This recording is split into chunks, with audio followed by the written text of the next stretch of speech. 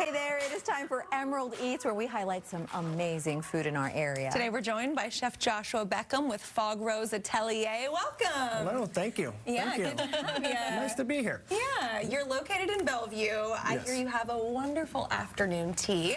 What can people kind of find on the menu this season? We tend to keep the assortments changing. We have a really nice mousse tart that we do. We also make our own in-house macarons.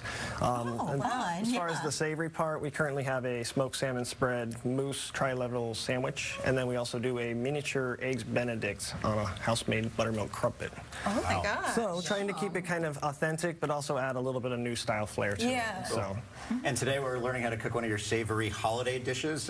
What are we making? All right, so this is called Duck Ballotine. So it's basically like the mixture of a seared duck breast with a pate rolled together and then poached.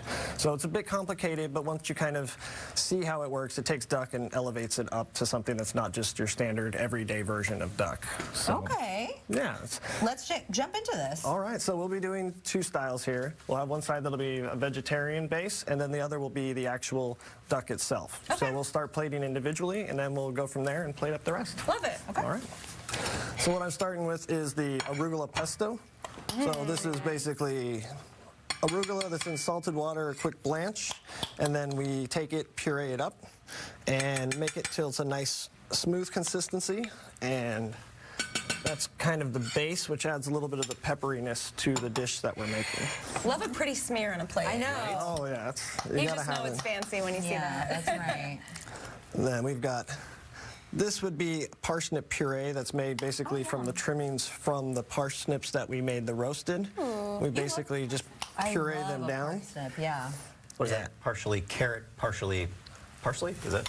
It's a short, but it's also a parsnip. Yeah, it looks kind of like a carrot. Yeah, it does. It's got like similar characteristics as a carrot, but it has, to me, I see like parsnips as having a little bit more of a spiciness to them. And so it's kind of akin more to ginger is what I think of parsnips like. Yeah. Great. Carrot with some pizzazz. I'll take it. Yeah, we call it a fancy carrot, and it doesn't stain all your stuff when you use it. So what is you don't have to worry. So these would be the standard parsnips that are on the left side. Those will be roasted just with salt and pepper. And then these ones on the right are roasted with a little bit of honey and harissa. Yeah. So it I want has. to try it when it's like so nice. I know, right? It's beautiful, but the chef made it, and he said you should try it. Well, don't feel bad. I do like having food that actually looks where people don't know if they want to eat it or if they want to actually look at it. It's pretty fun. So. Beautiful. Right. And then next up, we will move over to our beluga lentils. So these are basically black lentils that are just slowly braised with a little bit of thyme and salt. Okay. Great. Nice. It took me a minute to come around to lentils, but I've been digging them lately. Oh, yeah, for well, sure. it's really nice, too. As long as you don't overcook them, you get a really good flavor out of them, and then they stay like with a little bit of an al dente-ness, which makes it really enjoyable.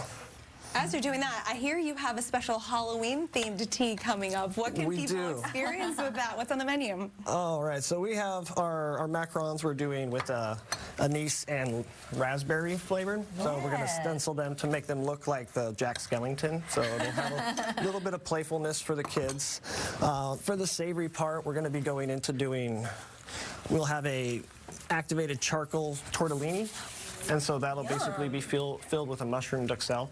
Nice. And then we're also doing a refined pot pie, so to speak. Okay. So it'll have duck and chicken confit and then a nice puff pastry on the top of it. And you're dressing up. I've been told that I'm going to be Jack Skellington. Nice. So. Oh, very cool. Okay, what do we have here? So this is fig mostarda. So it's made basically from figs and dried fruit, cooked down with mustard seed.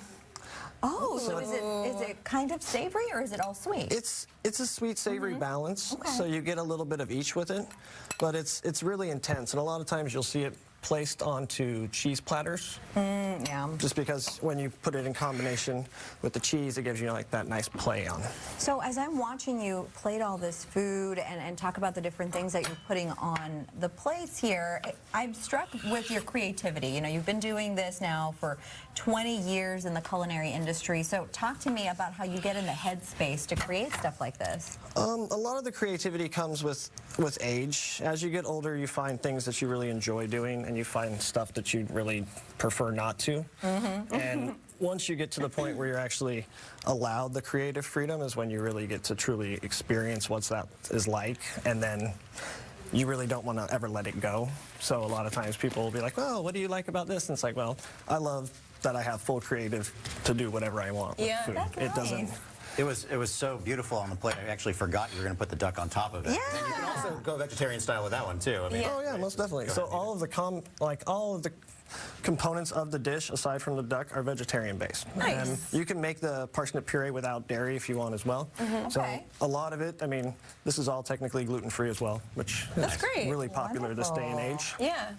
Alrighty, are we almost ready to Yes. jump in here? Just finishing a couple little garnishes, and then we are ready for beautiful. you both to try it and enjoy. Nice. Then a little microgreens on the top. It's actually, they're extremely healthy, so a lot of people just see them, and then they just proceed to push them Like off move the them plate. away, but you can eat them. Oh, they're so good for you. And then the actual end, yeah, they're as healthy as like a whole salad for you. I hate to even ruin how I know. beautiful It's this beautiful. plate looks. So But I'm going in. what do you recommend eating together? Oh yeah, that's a good point, Aaron. I would definitely, the arugula, I would go with the parsnip, because that gives you a little bit of the spiciness of arugula. Will help complement the parsnip. The lentils are definitely good with the duck. Okay. And the mostarda is actually kind of the sauce for the duck. Oh, wait. So it stays a little bit, it's a moistener for the duck, and it also adds that sweet tart combination with it. Really good. That's really good. I feel like the lentils are just cooked so perfectly too. Yeah. I love this little like It's the fun trick of like a lot of people put too much water with the lentils and they boil them. So really what you want to do with lentils is you bring them up to a simmer, cover them with a lid, and just let them steam. hot tip. And So then you tell, just- before we go here, I want you to tell everyone the Halloween theme. We were doing the Nightmare Before Christmas for Halloween. Yes. Okay. This will be the Jack very Skellington. enjoying. Yes, You that's come right. in, they're going to be looking good. So good. Yes, I will be dressed up for at least 2 of the days I've been told. So. Okay. You've been see. voluntold. Yes, voluntold, and then see how long I can wear the costume before it gets too hot. So. Yeah, that's always a thing. It gets a little toasty. Joshua, thank you so much for joining Yes, us. thank you very much. This has been great. So creative. Yeah, I'm glad you enjoyed. Yeah, we posted some more info on our website, fox13seattle.com/studio13live. And you know, as we're enjoying this, don't forget, if you have a restaurant or a bar that you think we should feature on the show, send them our way. Yeah. Studio13live at fox.com. Have a good one.